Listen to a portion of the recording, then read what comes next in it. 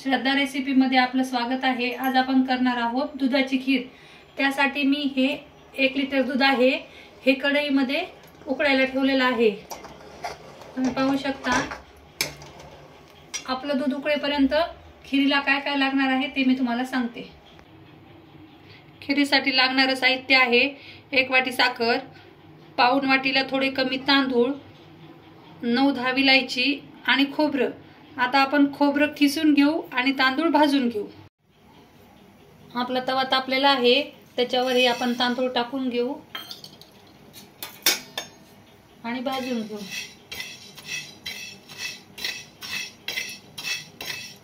तांदूळाला चांगला लाल रंग येईपर्यंत भाजायचा आहे, त्यामुळे खीरीला अशी मस्त चव येते। पोळी सोबत खायला ही खीर खूप छान लागते। तुम्ही पाहू शकता आपल्या तांदळाचा रंग पूर्ण बदललेला आहे। आपले तांदूळ भाजून लाल झालेले आहेत। आता आपण हे काढून घेऊ आणि गॅस बंद करू। आपले तांदूळ भाजलेले आहेत। आता आपण त्याच्यामध्ये भिजण्यासाठी पाणी टाकू आणि हे तांदूळ 15 मिनिटांसाठी आपण भिजू देऊ। तोपर्यंत 15 मिनिटं आपलं दूध उकळून घेऊ। मी खोबरं किसून घेतलेलं आहे। आपले तांदूळ भिजले आहेत। आता आपण त्याच्यातलं पाणी पूर्ण निचरून घेऊ। मी ही विलायची सोलून घेतलेली आहे। आता आपण ही तांदळावर टाकून घेऊ आणि हे मिक्सरला आपण बारीक करून घेऊ। तांदूळ बारीक करून झालेले आहेत। तांदूळ काढते वेळेस मी थोडंसं पाणी टाकलं होतं, तुम्ही पाहू शकता। आता आपण हे दुधामध्ये टाकू।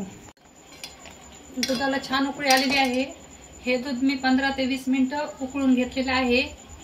आता आपण त्याच्यामध्ये हे तांदळाचं जे काढलेलं आहे ते टाकून देऊ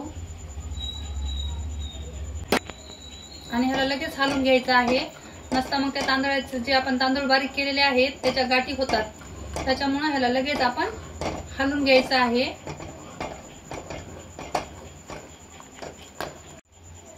आता आपण ह्याच्यामध्ये ही साखर टाकून घेऊ, ह्याला व्यवस्थित हलवून घेऊ आणि ह्याला छान उकळू देऊ। तुम्ही पाहू शकता खीरीला उकळी आलेली आहे। आपल्या खीरीला उकळी आलेली आहे, तुम्ही पाहू शकता। आता आपण गॅस बंद करू। आपली खीर झालेली आहे। मी ही एका भांड्यात काढून घेते। मी खीर ह्या वाटीमध्ये काढून घेतलेली आहे। तुम्ही पाहू शकता। तुम्हाला जर माझा व्हिडिओ आवडला असेल तर माझ्या व्हिडिओला लाईक करा, शेअर करा आणि माझ्या चॅनलला सबस्क्राईब करा। धन्यवाद।